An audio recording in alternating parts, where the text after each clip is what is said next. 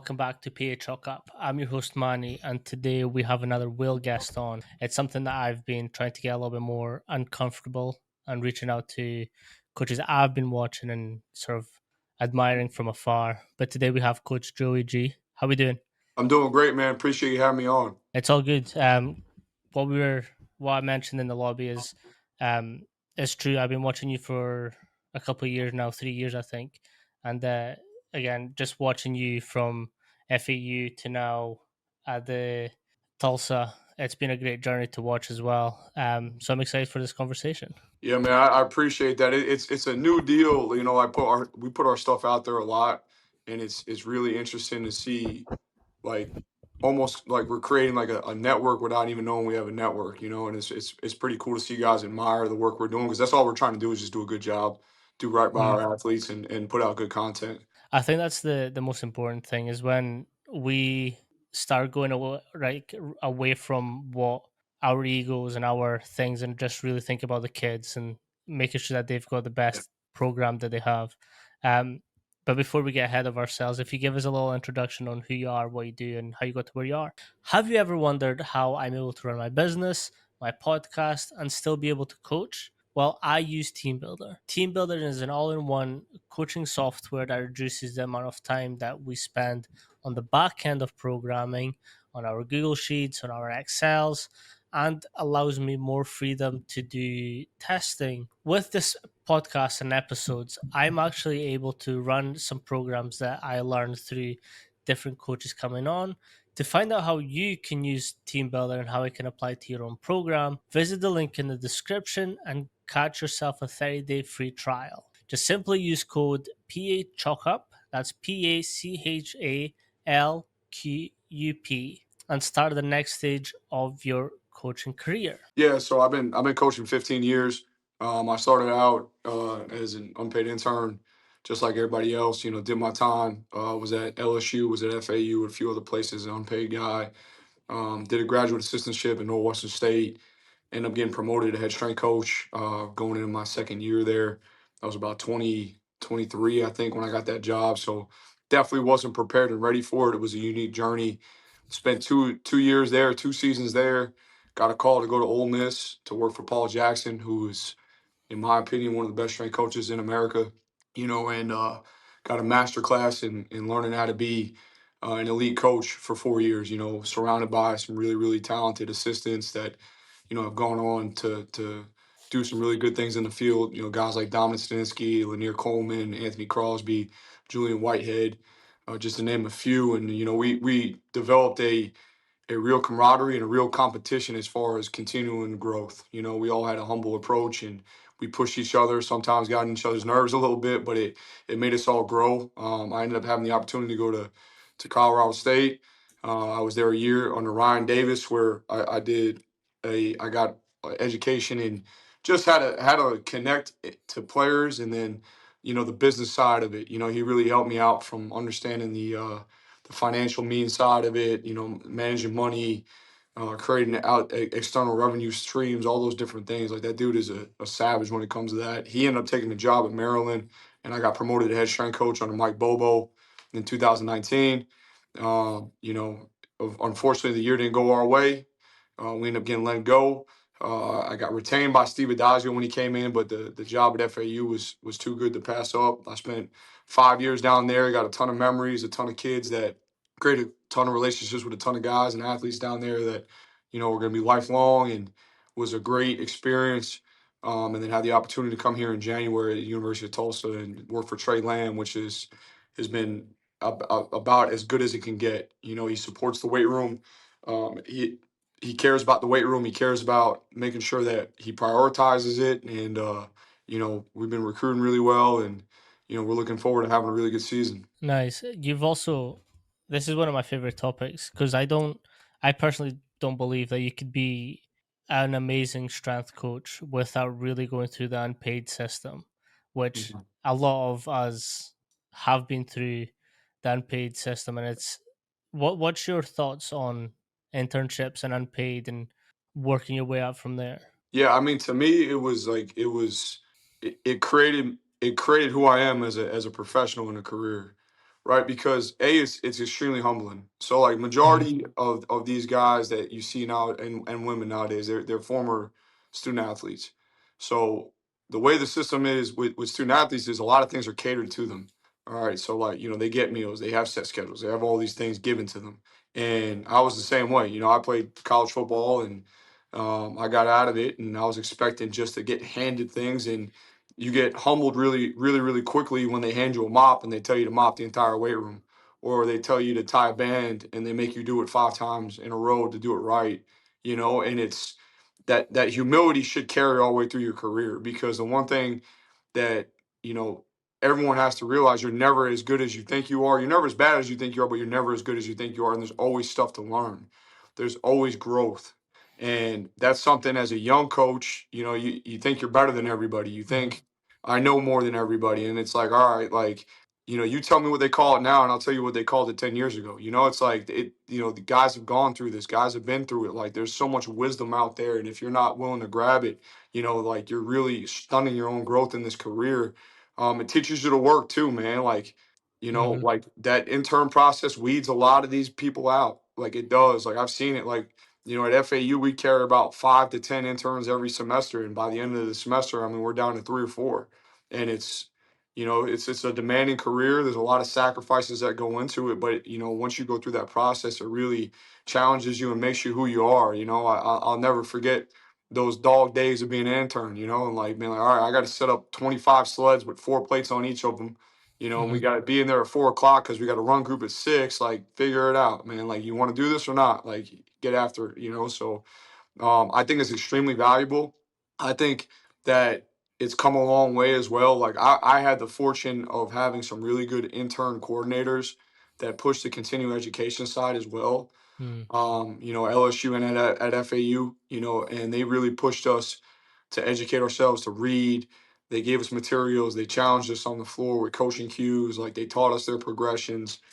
So I think there has to be that side as well. Like I just don't want to create an atmosphere where all you do is come in here and work for free and move plates. Like I want to develop a coach's Rolodex. Like Mhm. if I have a paid intern spot open, I want to be able to hire a former intern. Like I got a former intern who's a paid guy here. He's about to get another bump and be my associate head strength coach here. And he started out as an intern for me 4 years ago. The guy that just got promoted at Kansas State, Ray Thomas, he's now the head strength coach at Kansas State, a great team that I think they won 10 games last year. Nice. He was an intern for me in 2018. And it's awesome to see these guys elevate and push and really just continually grow. And it just it builds my brand, it builds their brand, and it just creates a really, really cool network to see these guys, Mhm. just mature and grow through it. Yeah, I mean, I'm a product of Coach Ron McKeefery, and he's the exact same thing. Like if you show like he's got this thing where in his internships you're drinking water from a fire hose, and I think that perfectly encompasses what S&C is. You're going to get pulled a million and one directions. You just have to either sink or swim. So to then like hear your experience where now people are coming up to assistant roles, director roles, or like these roles that actually are at the top and they can like sort of implement what they've learned from you and like what they've learned from their experience as well. How is that to sort of watch take place? Yeah, I mean it's awesome because like I got into this field to to really add value to people. Like I had a strength coach that was extremely impactful in my life, and I always loved training in the off season. I love football. I could have been a football coach. I just didn't like watching film and recruiting and all those things. And I always loved the training process, and I always loved the mentor process, and I loved the camaraderie. And I'm like, my strength coach in actually junior college, named Dos Remedios. He was like, yeah, you can do this for a living. Like he's like, you go to school for exercise science, you get a degree, you network and you get a job, and you can do this for a living. And that really just changed me because it's like, all right, like I love adding value to people. I love the mentor side of it the most, right? That's the most rewarding thing. Like one of my claim to fames is like one of my players, like his kid is my godson. Like that's Mm. that's what it's all about, right? It's about winning games. Don't get me wrong. I love winning and I love competing. I love it, and but at the same time, it's you create these lifelong relationships. You create these, you basically expand your own family you Mm, know, and that's awesome. And it doesn't just go to players; it goes to your assistants, and it goes to your interns, and it goes to everybody. You know, the running joke right now is like, I give out more jobs than the government does because I get, I just had an intern or a assistant go to Kansas State, and it's like I think that's my 21st or 22nd assistant that's moved on to a better paying or higher profile job since I've been a head guy, and it's all about elevating people around you because it comes back around, like it really does. And mm. I truly believe that is if you help people around you, if you're good to those people, if you work hard, good things will happen and manifest for you. And then at the end of the day, what kind of legacy do you want to leave? Like when it's all said and done as a coach, like I want people to talk about me, in a way that, reflect who I was as a person, which means, that Mm. I cared about them, that I helped them, that they could always rely on me, that I was always consistent, that I always was willing to grow, and I was always willing to challenge them to grow, and that's something that I want to leave a legacy of. It goes back to that phrase where Mhm. we're trying to leave this industry better than we found it. And I think I had a conversation with Adam Fight, and he summed it up brilliantly. It's like no matter what you do, you want to do it the best you can and involve as many people as possible to change this industry in a positive direction. Because like with the social media and everything else, it can be quite like this dark hole. But if we've got pockets of people that are like really pushing the good message and just different ways of training athletes, but really caring for them. I genuinely think that's why I do this podcast. Is like I want coaches to see and experience what I'm fortunate enough to sit down with great coaches and talk about S&C and just making sure that I'm still progressing that industry forward. Yeah, I mean, that's at the end of the day, that's what it's about, right? Like if you a rising tide lifts all ships, right? If kids see that you care, if your assistants see that you care, man, they're gonna give you so much more than just the 9 to 5 attitude, right? Like the Mm, just get it done attitude. And you know, you got to be a credible leader at all times, especially in the position I'm in as a head strength coach and running a department, having five guys under me, having 105 athletes, like you got to be credible, you got to be consistent. They got to see it every mhm, day, right? Like because just like anything, like people are always looking for the chink in the armor. They're always looking for you to be a different person, and like you got to pride yourself on that consistency, and you got to pride yourself on your moral values and really your internal philosophy on why you do things and. Your behavior's got to emulate that at all times. Is everyone going to like you all the time? Absolutely not. But like they all should respect the fact that you're trying to be the mhm. best person and trying to add value to them. 100%. You also kind of mentioned like the business side of S&C and how you were sort of exposed and introduced to that side. What's some of the things that you thought later on that now that you've developed as the head guy that you've kind of not changed your mind on it, but sort of learned to adapt and what really matters versus what's some fluff? Yeah, so like the biggest thing, I used to be the guy that like if you were promoting yourself, if you were putting out external material, like if you're a college strength coach and you were putting out external Mm. material and doing all that, I used to put my nose up at it and be like, man, what is this guy doing? He obviously doesn't care about his own like the rhetoric that follows that, right? And it wasn't until that we got fired the first time as a family. And you know, that process is extremely scary, right? It's uncertainty, it's unknown. You don't know who's going to call you. You don't know if you're going to get the same kind of financial status you had previously. You don't know a lot of things. And at the end of the day, like you're in charge of taking care of your family and paying bills. Like you have to like have that ability to give comfort to your kids and give comfort to your wife and make sure that they feel secure, even though it's a very unsecure situation. So, when that happened the first time, I started looking towards outside revenue streams, right? Like, how can I get passive income? How can I create that so that, God forbid we get fired? Like, I have rainy day money, right? Mm. And the other thing is this is burnout is real. Like, it's a young man's game. Like, I just saw, Derek Owens is 29 years old at the University of Indiana. He's making 900,000. Like, they're always looking for younger, more energetic guys and I'm on the back end of on my 30s, which makes me old. Apparently, I found that out when I went to conference. It makes me old, and Look, the business side. yeah. So I mean, you got to at the end of the day, you got to provide for your family, and burnout's real. Like like I don't know if I could sustain the intensity and the amount of energy that I have now in 10 years. And I want to make sure that salaries in college football are good, especially for the positions I'm in. And I want to make sure I maximize my revenue streams. I want to maximize my income. I want to make sure that I'm doing everything necessary to get financial freedom, because at the end of the day, the wave crashes, and I don't know when that's going to be.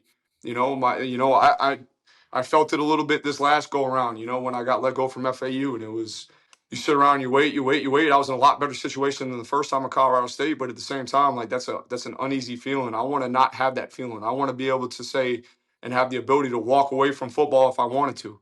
And right now, I currently don't. I'm working towards that, and I think creating passive income, like I tell my guys all the time, I'm like, you guys should put programs out. You guys should create LLCs and consulting firms. You guys should be doing things to create outside. You should train kids on the weekends if you got a chance, as long as they're not a PSA, as long as they're not getting recruited by us. Like you should do all those things because you never know when you're going to have to do those things.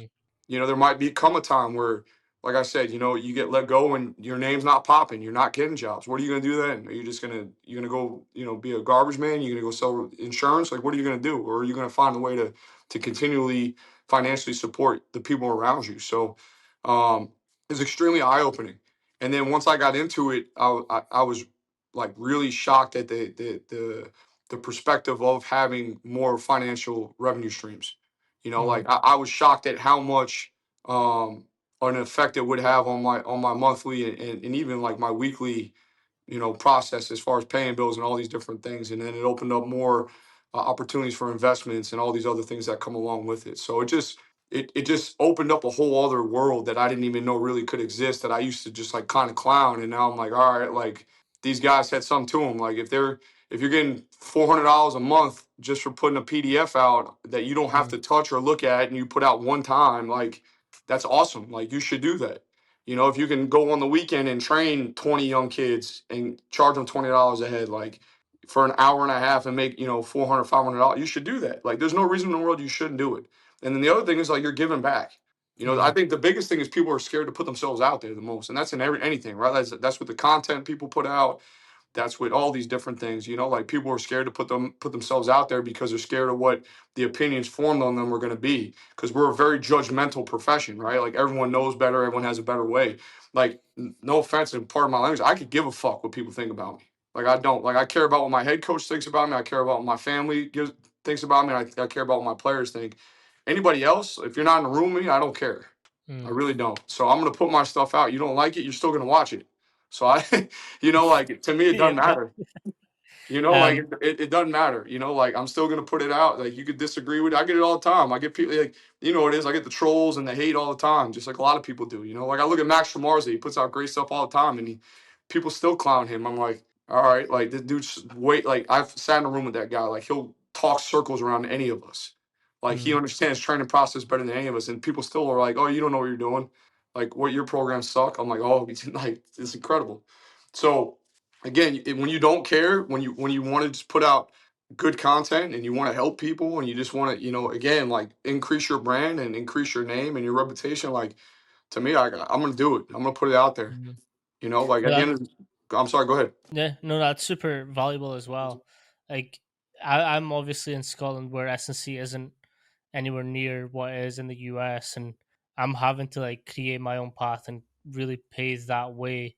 So like everything that you're saying is bang on, and I'm very fortunate that I don't give a fuck about what people think or say. So like it's, but you are 100% right. Like I've seen some really high end coaches and some really like good content being made, but like the comments is just slating them. And I'm just like, let's find something better to do with ourselves. And again, it's keyboard warriors, right? Like these guys Mm, that, and that's the other thing that is probably becoming an epidemic more than anything, is like you get all these gurus and mm, all these proclaimed, specialists and this experts. and Yeah. that. And I look at them and I'm like, all right, like how many people do you actually train? Like when I break down how many kids I train or how many sessions of like people I train over 400 people a week. It's like my sample size in a month is more than what a lot of these people get in a year. Mm, And I'm like, so you sit behind your screens and you judge and you do this, like you don't know environmental context to anything we're doing. You don't know the athlete. and the history of the kids we're working with, you don't know a lot of things. So like, how are you going to really Mhm. Mhm. make a judgment on what we're doing? You know, and a lot of it now is like, unfortunately, it's like clickbait. Like they want to Yep. say something controversial to draw attention to themselves. You know, and Yep. I give Kier, rugby strength coach, credit for it because he became like damn near a millionaire using it. But now it's, unfortunately, you got a bunch of people that follow suit in this that don't have the credentials or the resume that he had. And it's like that's all you see now. It's like, all right, like, but then it's funny because then you walk through conference and some of these gurus and these guys, and then you go to these clinics and they're all scared to say things and they're scared to even walk near you. Mhm. You Yep. know, and it's like, all right, well, like I come from a place where like if you got something bad to say it to my face or don't fucking say it. You know, like I'm all for it. Like don't hide behind a keyboard now, you know, like Mhm. but and it's unfortunate because it does curtail some of the people that may put themselves out there that have value to add to the profession from a content standpoint. Mhm.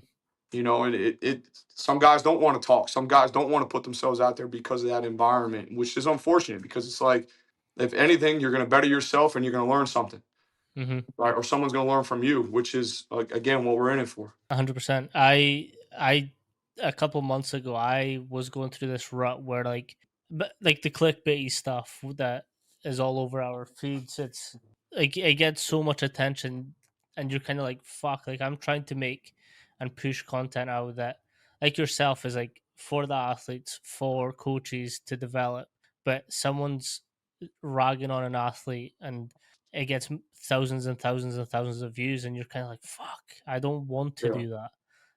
So it's very easy for like this new generation to get into that rut where they're like, to be successful I have to talk shit, and then it becomes this thing where like this industry can't grow because of that. um we've got a similar saying in Scotland and it's chat shit get banged. It's like if you're good chat shit, at least make sure that you can hang first. I like it. In terms of the systems, obviously you've been at different couple of programs. How have your systems sort of developed and progressed through your experience? Yeah, I think when you look at systems, I think it's principle based systems, right? So like every situation is unique, every demographic's unique. Um, the kids are unique, the style of play is unique. So like you have to have these guiding principles, these scientific principles to formulate Mm, your program. Like obviously I've been doing it a long time now and I've kind of created, you know, I guess you could call a system or catalog or general templates to start my planning process, right? You always gotta look at the first thing that I think people really make a mistake on is what's the school calendar? Like mhm, what time are you allotted? When are you doing spring ball?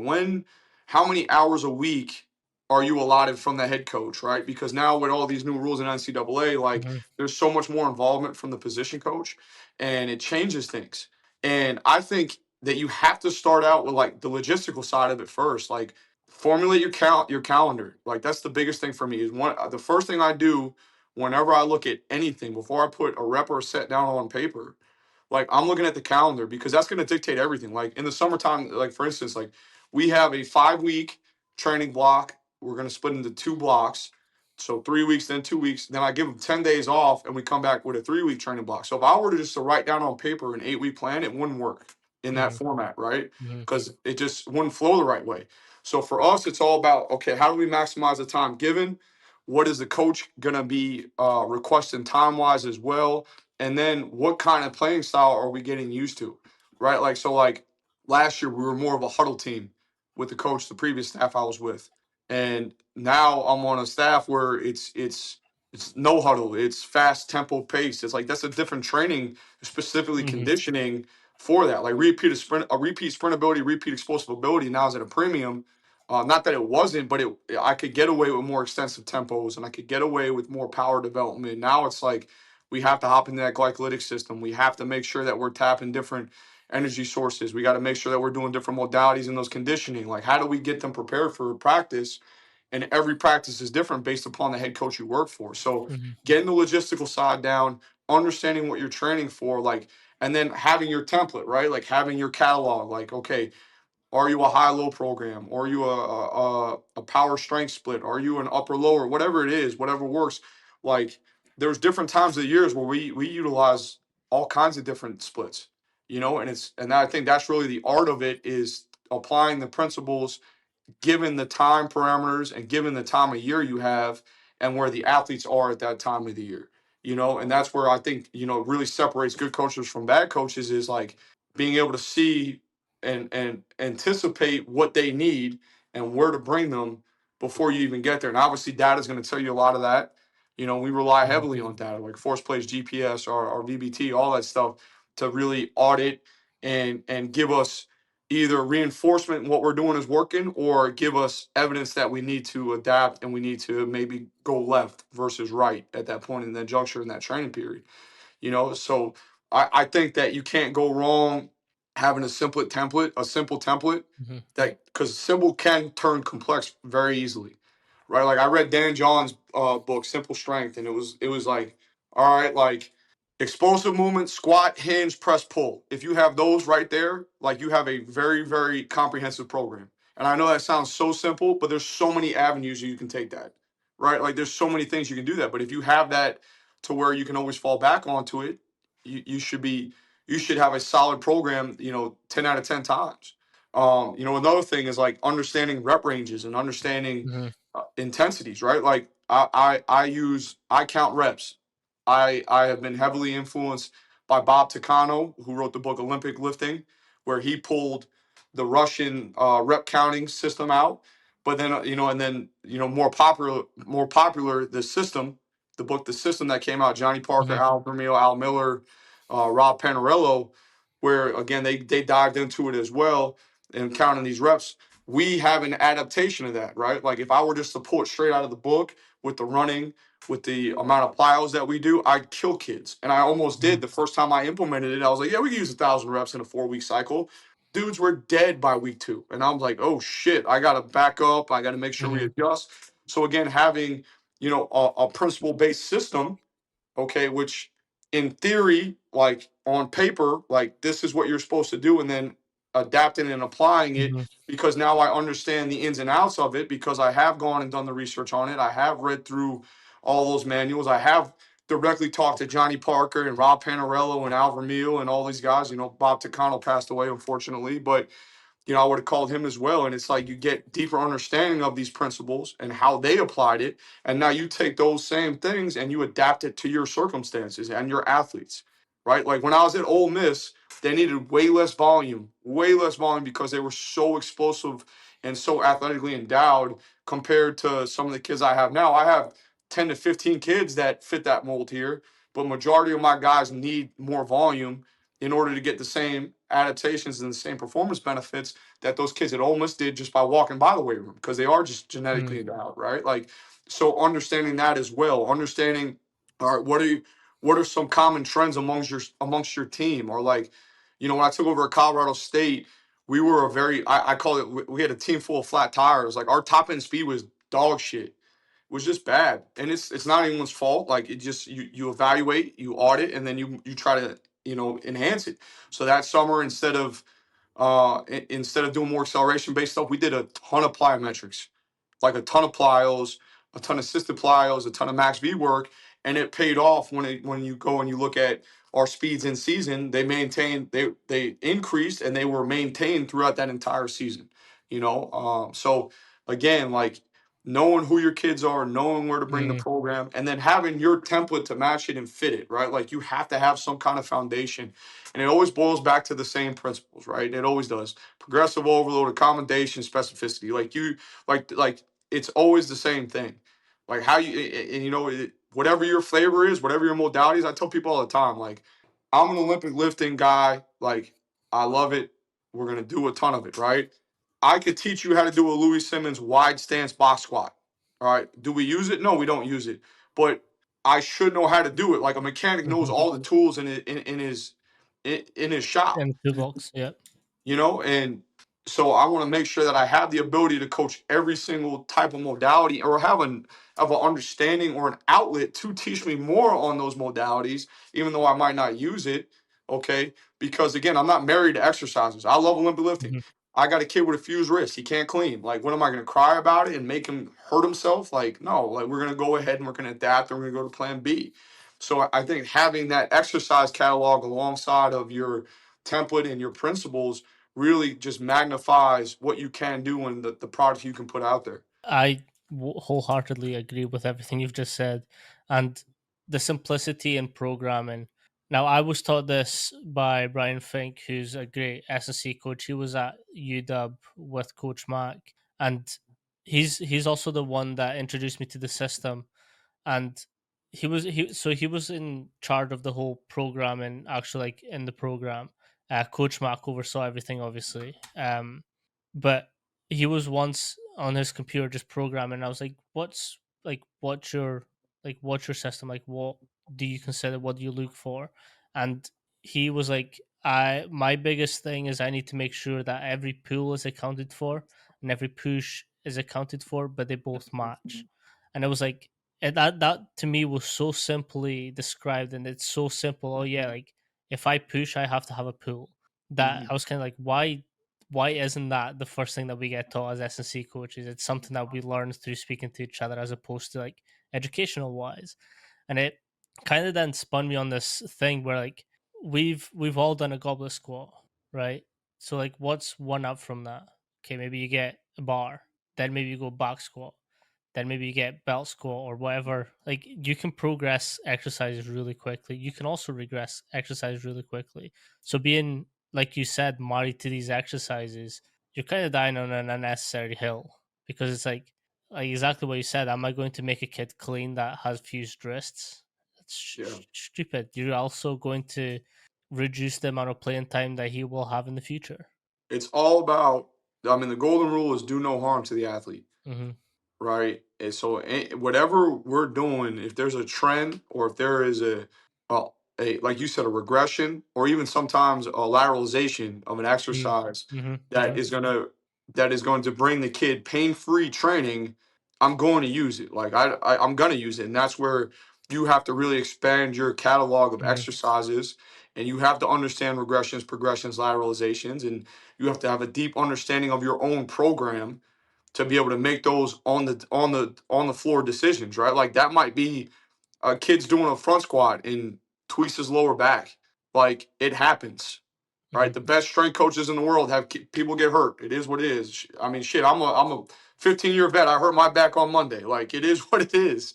You can't program and prevent all these things all the time. But okay, are you going to shut that kid down, or are you going to put him on a trap bar? Are you going to put him on a leg press? Are you going to put him on a glute bridge?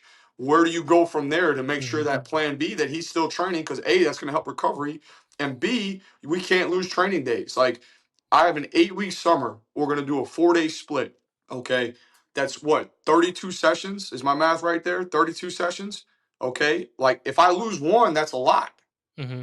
That's a lot. That's a high percentage of a training period that I'm losing. And it's my own fault because I'm being stubborn on the fact that I don't want to make altercations to these kids. The other thing is like with the transfer portal, you're adopting a Yep. lot of guys that get hurt. Like we're bringing in 2 kids that are coming off ACLs, right? One's 6 months, one's 5 months. And it's like, okay, like you're going to train them like the regular population? Like, no, you can't. Like, it's unknown where they stand as far as in their return to play process. Hmm. Okay, and then B, they've never trained. The biggest thing with me is like a lot of guys, the first 6 months struggle because they're not used to the intensity and the volume that we train at. So again, like, am I going to throw them into that knowing that we have to get them on the field in 9 weeks? No, absolutely not. Right? Because I don't need them in a hole that they're not climbing out of. So again, like you got to meet kids where they're at. And a Hmm. lot of that goes back to a good understanding of the principles and the exercises you're using. If you don't know your own program, how Yep. the hell can you make alterations and get guys where they need to go? And a lot of Mhm. times, like you'd be shocked at how many people just copy and paste programs out or don't Oh, have I a know. rhyme or reason, And it's I'm I'm aware. not I'm not trying to be that negative troll, but at the same time, it's like a calling to like really understand your shit. If you are writing a program, you have an obligation to understand and train the things you're training. That's why I like the system so much because it allows you to train the things you say you want to train. And you Mhm. know exactly how much is going there. You know how many reps, what percentage of my total volume is going towards these exercises that are going to drive a specific adaptation, right? And for me, that's extremely valuable because I always want, I'm not taking a shotgun approach. I'm taking a sniper's approach. Like Yep. I want to make sure I hit the mark or be as close to it as possible, right? Like I don't want to guess. I don't want to be like, oh yeah, that's good. Like the days, writing a workout up on the whiteboard and walking away and just saying, hey, it's good are over. Like we have all this information that we can get and we should use and like to guide these training processes to make sure we're getting better results. And the other thing is now we're under a gun. Like again, I'm bringing in 14 new kids that are going to transfers that are expected to play when we suit up on August 30th to play our first game. Mm. Okay. Like I got to get them in the best shape and physically prepared for practice. Okay. To handle the work capacity that's involved with our practices first and foremost. Like the performance side of it's going to suffer a little bit. It's going to have to, Yep. you Yep. know, Yep. I hope we still increase performance metrics. But I Hmm. got good belief that we will. But at the same time, like, what's more important? Getting them ready to go attack a 17 period practice that's about an hour 45, where they're going to get 7,000 yards, or trying to increase their vertical, 2 inches. It's you got there's a checks and balances system there Hmm. as well. I usually ask this question at the end, but because it's very much in the same topic, and it's experimenting with your own training to then trickle it in into your athletes' training. Now, the reason I started doing this a lot more is I've had shoulder surgery. I played rugby. Apparently, rugby is terrible for your shoulders, as I found out. So I've had surgery. I've had like the whole nines. So bench pressing, which it's kind of meatheady, but I still love to bench press. It was causing me pain, like a lot of pain. Like I just couldn't do it. But I've noticed that if I put fat grips on, I get bench pain free. And it's this thing of just like adding things or taking away things, and that lateral side step of it that kind of I really enjoyed. Like I once did a whole month of 50 pull-ups every single day. Like nothing really happened. My lats got juicy as shit. Like I just got henched, so I was like sick. But how important is it to experiment with your own training to then have that trickle down effect to your athletes? You need skin in the game.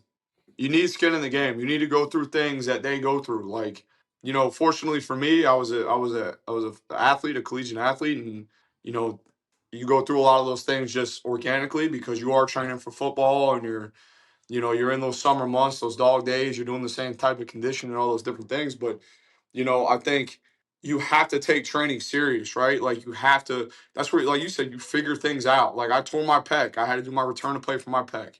Um, that was eye opening. It changed a lot of Mm, things for me, like as far as just how to deal with shoulder injuries, how to deal with, the whole return to play process. It definitely made me grow as a coach, right? And I wouldn't have found any of that out if I just stopped training, mhm, right? Like, so mhm, again, it's like, okay, like I always look at it like I'm at the age now where I can't do the same amount of volume as these 18 to 22-year-olds do because I just get chewed up.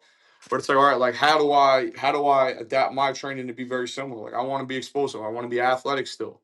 Like I want to aesthetically, I want to have some kind of look to me, right? Like those are all things that I balance in my own training, and I approach my own training process very disciplined and very consistent, like they do, right? Like mhm, again, it goes back to your athletes are going to see a lot more than they hear. Like so, when you go ahead and you talk about being committed to a process and all those things, like if you're really sloppy looking, they're going to look at you and be like really, like I'm supposed to take your advice? Like look at you, you know.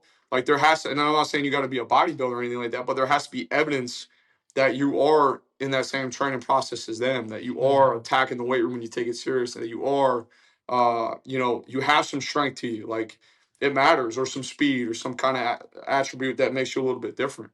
I think it does matter. People are gonna say, "Oh, it doesn't matter. I'm still a good coach." Like, all right, like, but you still got to put that. You got to still look a certain way. You mhm. still got to be able to go and attack things a certain way. It also helps you identify where the suck starts and when it ends, because like I feel like you're then able to coach your athletes through that. And it's like I know this sucks. I've been through it, but let's fucking keep pushing. You will see it will end, and you will see the results. Yeah, I mean, I always tell our guys like diving in the deep end of the pool. Like once you're there, it's scary the first time you jump in, but once you're there, you can live there. You could always go back to it. And I think for me personally, like I like challenging myself. Like I believe in hard things, drive growth. So like I'm Mm, gonna put myself in situations like that's why I got into Muay Thai. That's why I got into BJJ. That's why I look for ways to compete. Like you hear me challenging my coach to a drive competition. I suck at fucking golf. I can't swing a golf club to save my life. I'm gonna find a way to drive. I'll drive his ass. So, but like putting yourself in those situations where it forces growth is beneficial for you as a person. Like, and that's something that I personally really believe in. Is it's person before player, and it's the same thing. It's person before coach. Like, you should drive your own personal growth, and you should have things challenge you. And mm, sometimes you got to create it yourself. Sometimes organically it shows up. Like for us, our players, like we challenge them, right? It's there every day for them. Like as a coach, like I want that too. Like I want to get challenged. Like I want to have that because it keeps me sharp. mm, Like you said, like it teaches you where the suck is and how to push through it. Like to me that's extremely important because again, you're living what you're talking about.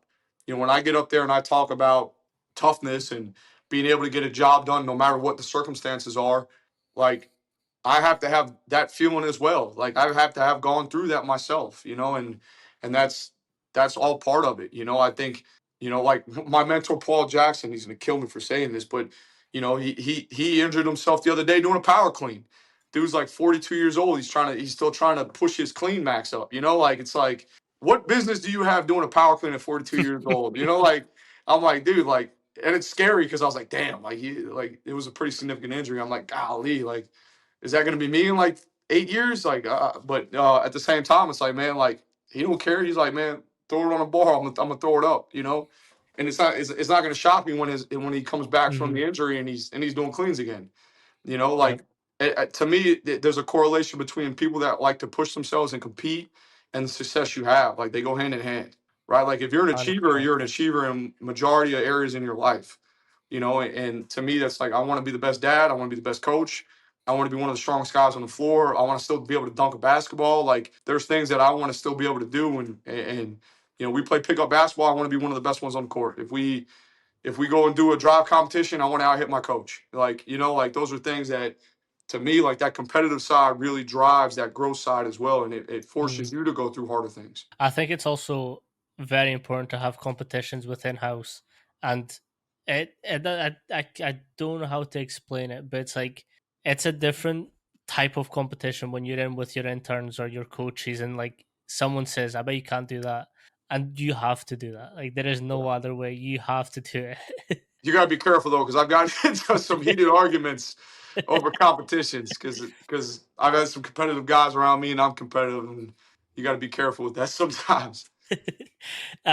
Speaking of injuries and sort of coming back, what's your recovery process within yourself and then for your athletes after like a very grueling season that the NFL, not the NFL, the collegiate side of it is? Yeah, I mean, I used to be the guy that would like preach like you need to get right back in the gym, right? You get Mm, done with a like so. I trained AJ Brown of the Eagles, and I'd always give him shit. Like after his rookie year, I was like, "Let's go, let's get back in the gym. Let's go. When you getting down here, when we going, when we getting after this training." And you realize there needs to be a reset. There needs to be mm. a An decompression. off season, yeah. There has to be. Like right now, our guys we're in intercession right now. We don't start back till the May 27th, and it's you know, majority of them have stopped lifting last week, and I'm okay with them taking 2 weeks off. There has to be a decompression to it, right? Like because of the monotony of training, because of the intensity and the demand from a psychological and a physical standpoint, like you can't sustain that, and people end up dropping off. Like it happens. Mm, And the thing that I've asked myself more recently than I have in other years is like, how do I keep the training process fun? And mm, yeah, I want to, and people are gonna be like, "Oh, you're getting soft." No, like we're gonna be hard on them. We're gonna train hard. There's gonna be elements of toughness that need to be in there. There's gonna be a lot of things that a lot of people couldn't do except our guys. But at the same time, how do we keep it fun? How do we keep it light? How do we have enjoyment? And that's the thing that I'm looking at is like the enjoyment side of it is critical. 'Cause the more you enjoy it, the more you endure it, right? yep. Like you can endure it more. So like for me, it's like all right, like that reset is critical because it allows you to breathe. You get away from the building, you get away from everything around you, you get your mind right, you come in feeling fresh. And then how do we maintain that feeling as best as we can throughout that training process and that in season Mhm. process as well, knowing that if we do enjoy it more, there's going to be a higher return and a higher performance aspect of it. So that's one thing that I've really balanced out, and it's doing goofy things sometimes. It's bringing the guys on a deload week to the pool. It's having skits, before practice. It's whatever it may be, like whatever your flavor is. It's a certain Mhm. song that you put on, or a saying you have that you get the guys to all contribute to, or whatever it might be. Like there's a million ways to do it, and I'm not here to judge those, but there has to be that. There has to be that. There has to be, and I look at that more, and then, um, you know, easing them back in. Don't overcook the steak, right? Like that's the biggest thing is like we all want to prove how smart we are and we all have these new fancy methods of Mhm. training and we want to get there so fast and it's like slow it down, man. Like make sure they're prepared for it. Like the longer you prolong it that you can within your time frame, obviously from what you have, the better the result at the end's going to be. I was extremely worried about this offseason. Like we took over a new program. We had to establish specific technical standards in the weight room as far as exercise techniques go, and we did some like generic testing on week 4, and I was like really underwhelmed with our results. I was like, oh shit, we're not where we need to be. And then you fast forward and we add a little bit more advanced training with a really good base of technical work and slowly progressing their work capacity.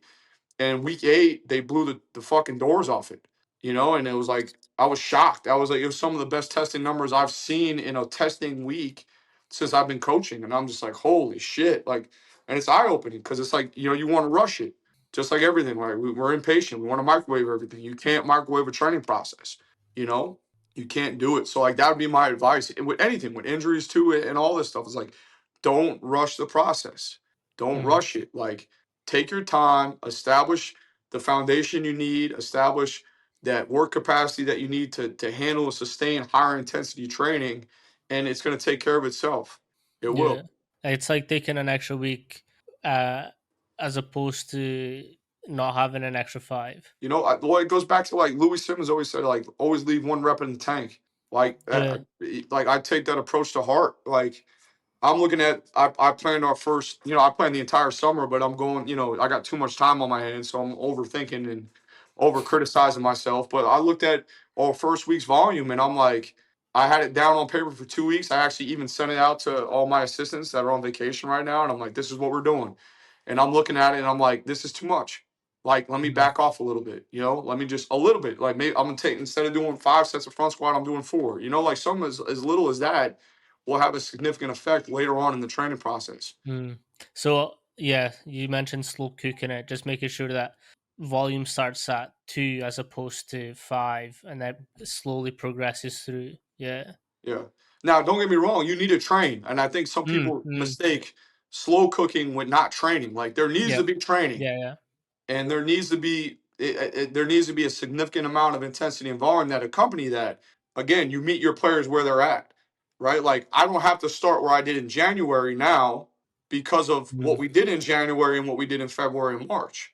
You know what I'm saying? So now we can advance it a little bit. So you meet them where they're at, but they still got like we still trained hard in January. It wasn't like it was just come in here and foam roll and do 5 chin ups and leave. There was significant training that occurred, but at the same time, when you slow down some of the progressions that you want to get to, I think that's really where the magic happens, right? Like mm. you really save some of the higher upper level intensity stuff for later on in the training process, and that returns high. Like we Yeah. haven't got to our power strength split yet. Like we were straight, you know, lower upper split or high, like a true high low, like a true Mhm. high low, all the way through the spring because I felt like they were not ready for that intensity and that amount of volume and work capacity necessity that accompanies that type of training split. Now, when we go into week 4 and we get into our power strength split, I guarantee our number is going to jump because again, now they're prepared for it. They can get more out of that now versus if we were to Mm. hop into it and put them in a hole in the springtime. So you're kind of looking at the off season as a means to build some capacity, build some background, to then when they get into their preseason, they've already got a baseline that you can progress from then on. Yeah, to me, it's all about getting them prepared for the demands of practice. Like, Mm, how do I create reserves? Right, everyone's familiar nowadays. Most everyone with speed reserve.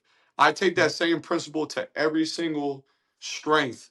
Right, so elastic strength, peak force, rate of force. Like, how do we create reserves? Eccentric strength. How do we create these reserves that are not only higher, okay, but like that are significantly higher than what are the demands of a daily practice going to be, right? Because if they can withstand that, so if my guys are used to running, 20,000 yards in a week, okay, when we go to the first week of camp and they're running 14,000 yards, that's 6,000 yards less than what their company or what they're expected or used to running. So we're going Mm, to be able to recover better. We're going to be able to mitigate a lot of soft tissue injuries because their workload that they're accustomed to is way higher. The same goes in any respect of any position, right? And football is unique because it's a game of many games. Every position is different. I mhm, don't care what anybody says. Every position is different, right? And now the key and the art of it is figuring out what's important to each one of those positions and over preparing them for what's going to happen in a practice. And when you do that, you dramatically decrease injuries. You mitigate a lot of injury. You can't stop all injuries, right? Like mhm. there's anyone that says oh yeah, we stop injuries is don't listen to them. Yeah, the chat Okay. shit. Yeah, because they're full of shit. Because you're gonna get one or two hamstrings. I don't care how good you are at what you do, or how much speed work you like. It's gonna happen. You're gonna get some kind of contact injury, right? It's Mhm, gonna happen, right? Like I don't care how prepared you are. Like when someone runs up and falls into the back of your leg, what are you gonna do? Like you can't prevent that. So again, like, but at the same time, you can over prepare them for the repetitiveness. You can over prepare them for the strengths necessary to be good at their position. So like we formulate and we look at, all right, like in those support days, which are going to be those low days, like how can we build up the robustness and the work capacity of those athletes that's going to, you know, be higher than the demands of a practice. And when you have that, you feel really good about the training process and the athlete's preparedness going into those situations. And again, now what the beauty of it is like some people look at the coaches increase participation in the offseason, the sport coaches participation in the offseason as a bad thing. And I look at it as like that's the most specific thing they're gonna do. Like, mhm, and I tell our coaches, I'm like, this is my coach is awesome. Like I'm able to plan out practices, volumes, amount of live plays, when we're in shells, when we're in helmets, all those different things, because he trusts me that much in the planning process. But it's I could go up to our linebacker coach and be like, hey man, like those guys need about 1,000 more yards of work in mm, that middle zone, like between 12 and 15 miles an hour. Find a way to get it done, coach. And he'll be like, all right, cool. We need to do pursuit drill. Awesome. We need to do more tracking drills. Awesome. And that's where the collaboration side of it. And to me, I think that's where like I've seen the biggest benefit, increasing buy-in from the position coach into your program, and then increasing just the harmony and the camaraderie of the entire staff, and it feels as one to the athlete now because you're increasing the communication process, and you guys are collaborative. Now you're working together to get the outcome you want. It's not my time and their time; it's our time, and we're progressing it. And then, I mean, what football player doesn't want to work football? yeah, Like, and no one signs up for to be a Division I football player and goes, yeah, I really want to run hundreds and 110s. Like no one says that, but a kid's gonna be like, man, I'll do 7-on-7 all day. I'll do mhm, one-on-ones all day. I'll do indie all day. Like I'll work on my craft all day. Well, when you have the foundation work capacity to be that specific, to go general to specific, and then you add the position coach into it in the process of that, and you really streamline that continuum, like you get a really, really good training adaptation out of it. You can increase all the performance side of it as well as get them to endure what a practice is going to be and have them be better at their sport. And that's kind of where I've been at. That's kind of where my mind frame's been as far as getting mm. them there. No, 100%. You also spoke about setting standards. How do you effectively go about sitting your athletes down and be like, hey, this is what I believe in, this is the program, and this is what our culture is going to be like from now on. Yeah, I think when it comes to culture, you have to. The best metaphor is like this: is like water. Like your culture is water, right? Like the core pillars, the core values of your program are water.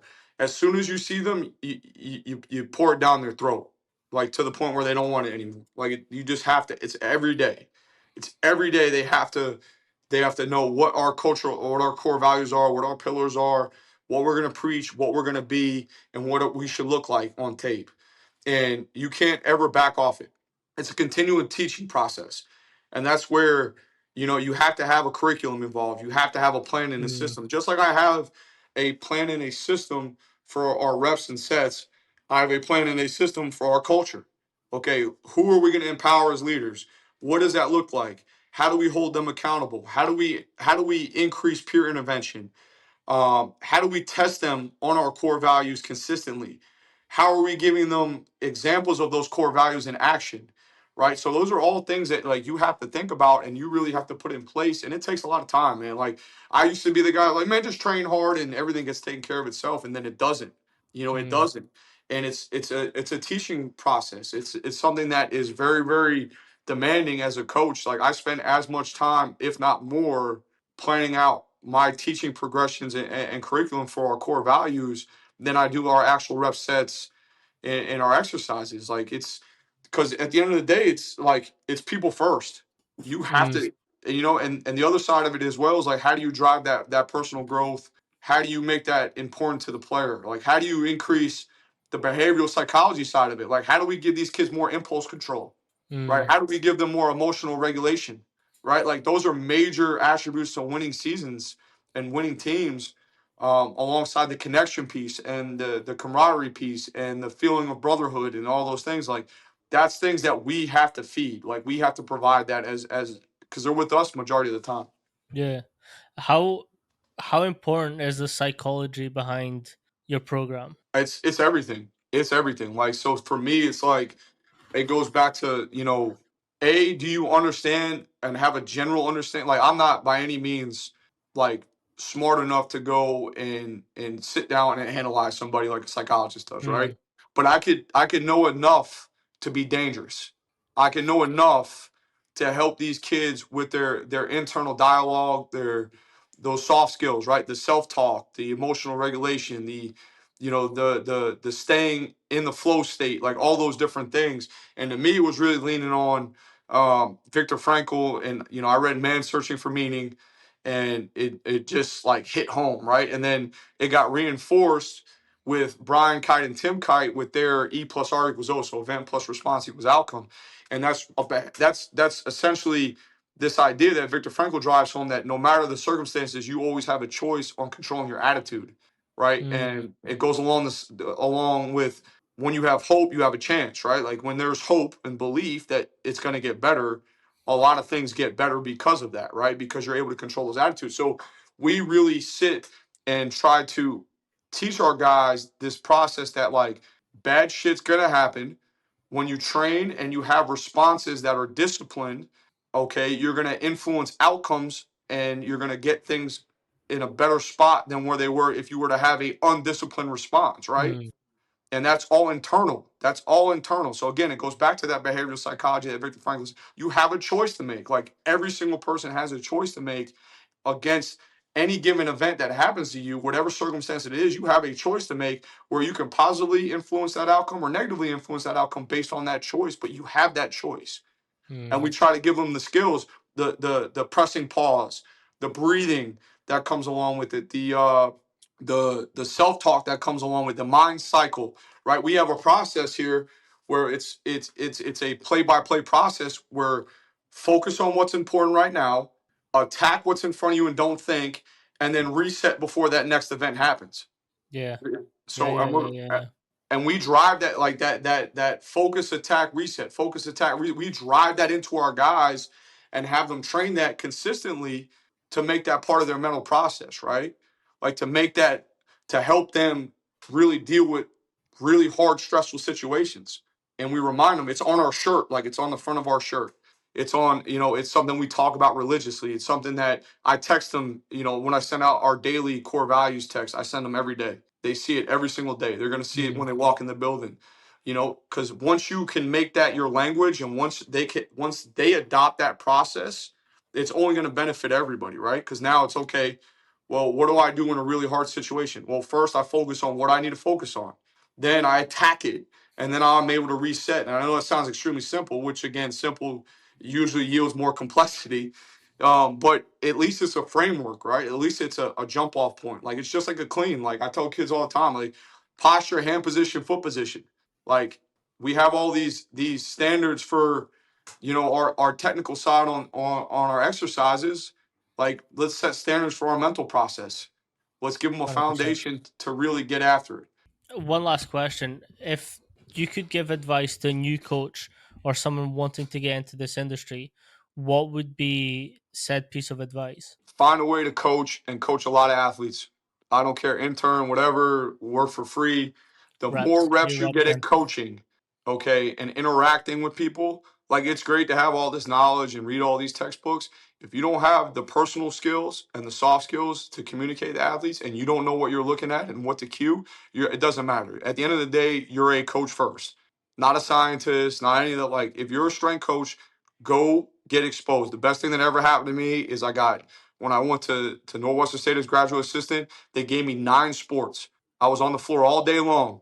And that's, guess what? Like it paid off. It sucked, but it paid off because I learned how to deal with every athlete. I learned what works, what cues work, what cues didn't work, how to come at certain kids, how to speak to other kids, how to speak to a female athlete versus a male athlete, how to speak to a soccer player versus a volleyball player. Like it opened up a whole new world because at the end of the day, you have to rep your skill. Your skill is coaching, Hmm. right? It's the 10,000 hour rule. Like to become a good coach, you have to coach a lot. And I think that's where a lot of the disconnect is nowadays. 100% agree. I 100% agree. Yeah, there's nothing I can add to that. Yep. I appreciate you for coming on and spend some time with us. If you let everyone know where they can find you and sort of get in contact with you as well. Yeah. At Coach Joey G on Twitter or Instagram. Easiest way to find me. Perfect. Thank you so much. Appreciate Peace. it.